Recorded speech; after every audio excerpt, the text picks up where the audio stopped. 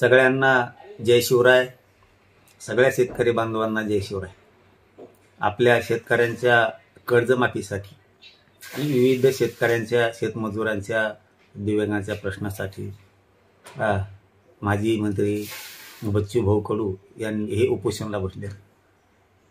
सरकार त्यांच्या मागण्याची दखल घेत नाही, म्हणजे शेतकऱ्यांच्या न्यायाची कर्जमाफीची दखल घेत नाही. म्हणून त्यांच्या वतीनं, बच्चूभाऊंच्या वतीनं आणि सगळ्या शेतकरी संघटनेच्या वतीनं 15 जून रोजी राज्यभरात चक्काजाम करण्याचं त्यांनी आयोजित केले.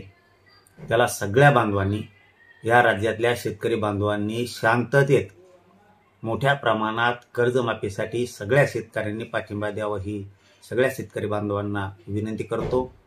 आपण आपले जे रास्ता रोकोचे चक्काजामचे शांततेत करायचे ते स्पॉट ठरवा.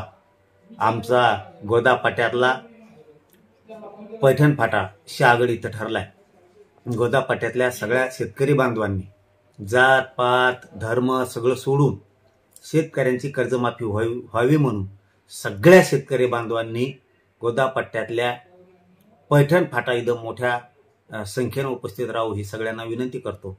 आणि राज्यभरातली कर्जमाफी शेतकऱ्यांची व्हावी म्हणून मराठवाडा, विदर्भ, खानदेश, पश्चिम महाराष्ट्र, कोकण, मुंबई सगळ्या विभागातल्या जमल तसं सर्व शेतकऱ्यांनी एक दिवसासाठी 15 जून रोजी सगळ्यांनी शांततेत एकजूट दाखवून आपल्या शेतकऱ्याला, स्वतः आपण शेतकऱ्याचे लेकर आहेत, आपल्या स्वतःला न्याय मिळवून घेण्यासाठी आपण सगळ्यांनी एक दिवस रस्त्यावर यावं आणि शांततेत यावं. कुठंही उद्रेक, जाळपोळ कसली घटना कोणी करू नये.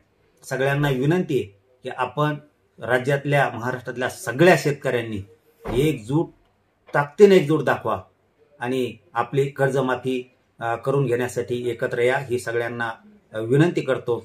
आणि याचबरोबर याचबरोबर आपलंही गोदापट्ट्यातलं सगळ्यांनी मिळून, सगळ्या शेतकरी बांधवांनी मिळून ठरवलं वाटतंय, निवेदन पण दिलेत वाटतं काल, की पैठण फाटा इथं गोदापट्ट्यातल्या सगळ्या शेतकऱ्यांचा स्पॉट ठरलाय. तर सगळ्या शेतकरी बांधवांनी गोदापट्ट्यातल्या पैठण फाटा इथं शांततेत येऊन सगळ्यांनी चक्काजाम रास्ता रोको आंदोलन करून आपल्या शेतकऱ्यांना कर्जमुक्ती कायमची व्हावी म्हणून एकत्र यावं ही सगळ्यांना विनंती. धन्यवाद.